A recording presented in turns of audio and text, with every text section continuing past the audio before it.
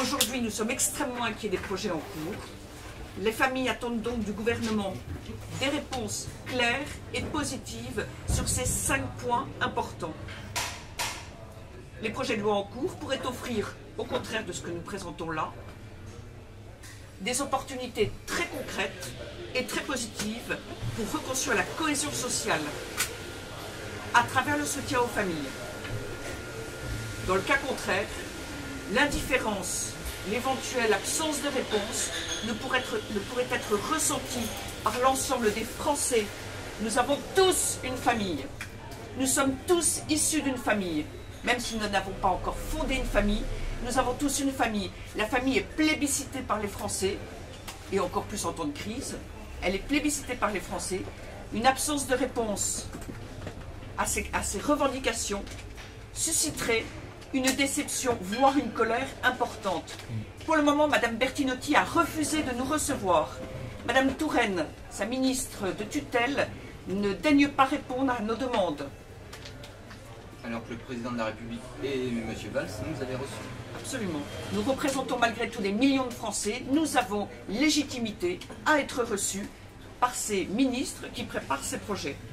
Dans le cas contraire, les actions qui vont démarrer ce jour, partout en France, elles vont se dérouler dans les semaines qui viennent, iront crescendo.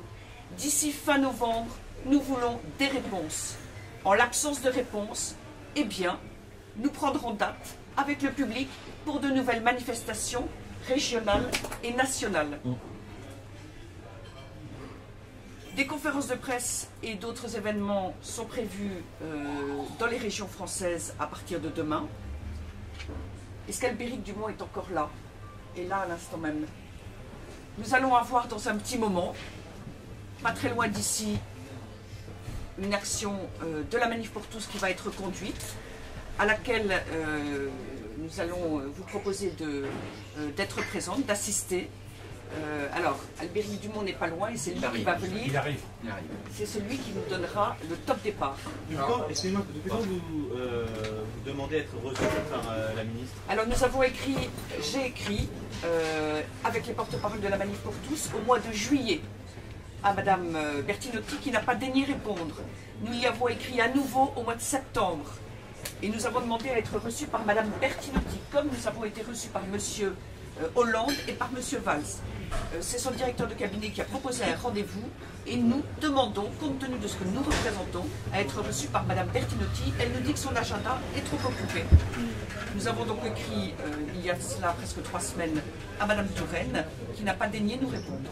Je pense que son téléphone et son mail doivent avoir quelques problèmes, visiblement. Vous venez de dire que vous allez organiser des actions. Quel genre d'actions vous allez organiser? Eh bien, vous allez voir, la première de ces actions, ce seront des actions de toutes sortes de types et de styles différents, toujours dans l'esprit de la Manif pour tous, pacifique, respectueux des biens et des personnes. Un exemple peut-être? Vous le verrez dans quelques instants. Il n'en est pas moins vrai qu'un très grand nombre de Français se sont joints à nous. On a vu l'évolution des sondages et au moment du vote de la loi, la majorité des Français étaient opposés à ce projet de loi. Le gouvernement ne nous a pas entendus, le processus parlementaire a été accéléré, mais il a remporté une victoire à la Pyrrhus.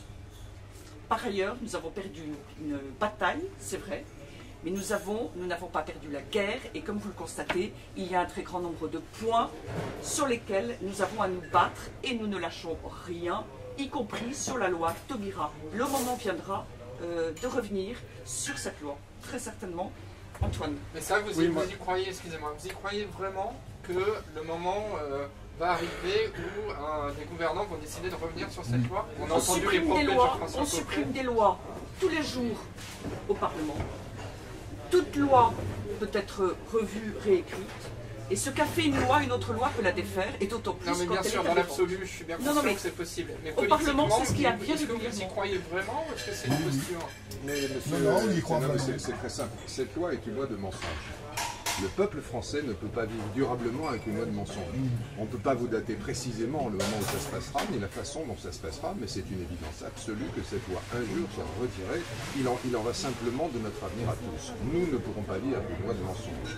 Quand on regarde à porter sur les événements de l'année dernière, je crois qu'on peut dire que l'incompréhension totale de la part du gouvernement de ce qui est en train de se passer en France n'a fait qu'augmenter les chiffres des manifestants. Et le gouvernement serait bien inspiré, enfin, de prendre en compte ce mécontentement qui continue, qui s'amplifie à mesure que ces fautes de manœuvre, ces erreurs s'accumulent. Il est temps de changer, de braquer radicalement.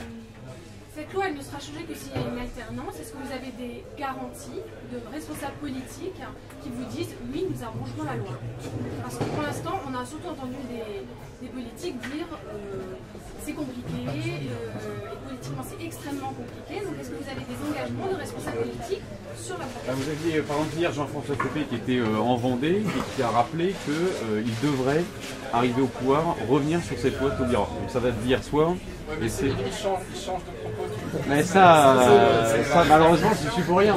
Mais Hervé Mariton et Bruno Retailleau ont fait une déclaration dans le Figaro récemment qui est un engagement Hervé sérieux. Mariton, il ne sera pas candidat à la présidentielle. Excusez-moi, il est rédacteur du projet de l'UMP.